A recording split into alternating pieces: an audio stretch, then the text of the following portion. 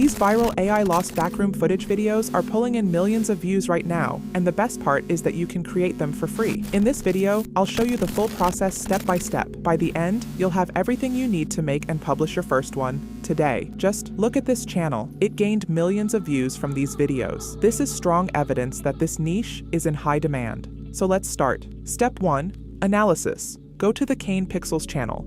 You're not looking at everything they've published. You're specifically hunting for their Backrooms Lost footage videos. Ignore any music videos, short films, or unrelated content. Copy the links to their top 3 Backrooms videos specifically. Open Gemini. Go to the document in the description and copy the analysis prompt. Paste it into Gemini along with the 3 links and send. What comes back isn't a surface summary. It's a structural breakdown of what makes these specific videos work. Gemini will identify the atmospheric qualities that define the format, how the footage is paced, where tension is introduced and held, how the visual environment contributes to the sense of unease, what audio decisions create the feeling of something genuinely found rather than produced. These aren't aesthetic observations. Step 2. Generate your topic. Go back to the document in the description and copy the topic generation prompt. Paste it in and send it exactly as written. No modifications needed at this stage. Gemini will produce a set of topic ideas built from the DNA of what it just analyzed, not generic Backrooms concepts, but ideas that carry the specific atmospheric fingerprint of the videos you studied. Go through each one and evaluate it, not just on whether it sounds interesting, but on whether it generates a genuine visual in your mind the moment you read it. Choose the topic that produces the strongest instinctive reaction in you and move forward with it. Step 3. Generate the script. Go back to the document and copy the script creation prompt. Paste it into Gemini, find the topic field inside the prompt. Replace it with your chosen topic, and send. What Gemini writes here is fundamentally different from a conventional video script. This isn't narration that runs continuously across the entire video. It's a sparse set of lines designed to appear at specific moments, with timestamps indicating exactly when each line should surface in the final edit. The silence between these lines is not empty space waiting to be filled.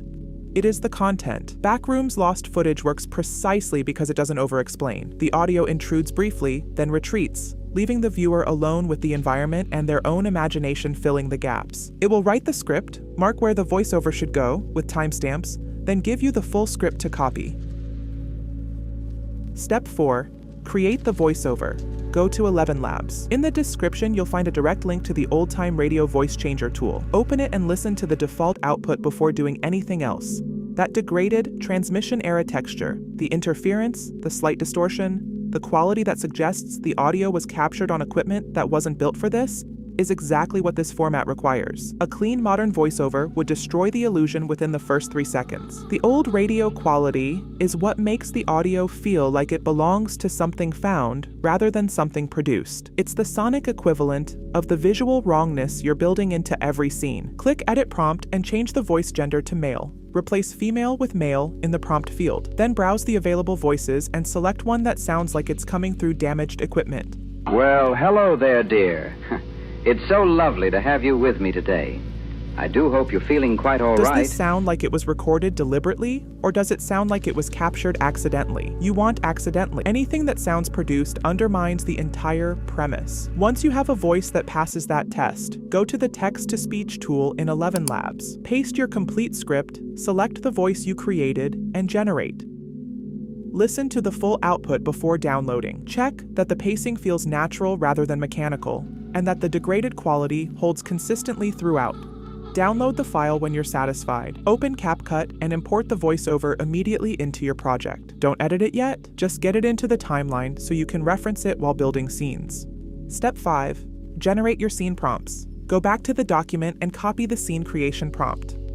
Paste it into Gemini and send. What Gemini generates is a set of visual scene prompts calibrated to the specific atmosphere of your topic and timed to work alongside the script's timestamps. These prompts aren't describing aesthetically interesting environments. They're describing spaces that feel structurally wrong. Lighting that exists without a visible source. Geometry that doesn't resolve cleanly when you try to map it mentally. The kind of visual information that registers as threatening without any explicit danger being depicted. That specific quality of environmental wrongness is the visual language of this niche, and the prompts should speak it fluently. Keep the prompts organized in the exact order Gemini delivers them. The sequence builds an atmospheric arc. Early scenes establish the environment's basic character, middle scenes deepen the disorientation, and later scenes push the wrongness to its furthest point. Scrambling that order collapses the tension the sequence is designed to create.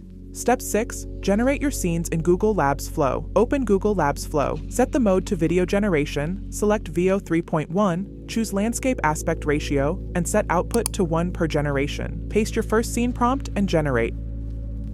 As you can see, it feels strangely familiar, like the backrooms.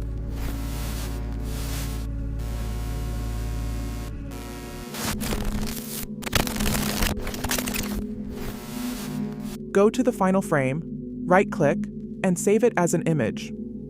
Click the Start option, upload that saved frame, paste your second scene prompt, and send. This technique, using the last frame of each scene as the starting point of the next, is what maintains visual continuity across the entire video. The color temperature stays locked. The spatial logic of the environment carries forward from scene to scene. The quality of the light doesn't shift between clips. For conventional content, continuity is a polished detail. For Backrooms Lost footage, it's the difference between footage that feels like it was captured in one continuous experience and a collection of clips that clearly came from different generation sessions. The viewer's suspension of disbelief is fragile in this format. Visual inconsistency shatters it instantly. Work through every scene this way without exception. Download each clip immediately after it generates. Step 7. Edit in CapCut. Your CapCut project already has the voiceover imported. Bring in all your video scenes and place them in the timeline in order. Now sync the voiceover to the timeline using the timestamps Gemini assigned to each line. Each line should appear at the exact moment Gemini specified. Those timestamps were calculated to place audio at moments of maximum atmospheric impact, where the visual environment is already doing the most work and the addition of sound amplifies rather than interrupts it. Placing lines earlier or later than specified disrupts that calibration. Work through each line one by one and place them precisely. There is no need for sound effects. VO 3.1 will add them. And you don't need captions either, so that's everything. This is the final video. I remember the smell first. Damp carpet and old electricity. The architecture isn't finished. Someone was documenting this. Export at 1080p. Study the titles of the top performing videos on the Kane Pixels channel before writing yours. The titles in this niche follow a consistent logic. They suggest the footage was discovered rather than created. They imply access to something that was meant to stay hidden, and they frame the viewer as a witness rather than an audience. Model your title directly on what's already proven rather than inventing a new approach without evidence. When you upload, mark the video as altered content. YouTube requires this disclosure for AI-generated footage that could be mistaken for real recorded events or real environments. And Backrooms Lost footage is specifically designed to look real. The label is both a policy requirement and the correct thing to do. Audiences engaging with Backrooms content already understand the format and aren't deterred by transparency. What they respond to is the quality of the atmosphere, and that's entirely within your control. Before exporting from CapCut, identify the single most visually arresting frame in your edit, the one that looks most like something genuinely strange was accidentally captured. Take a screenshot of it and make it the thumbnail.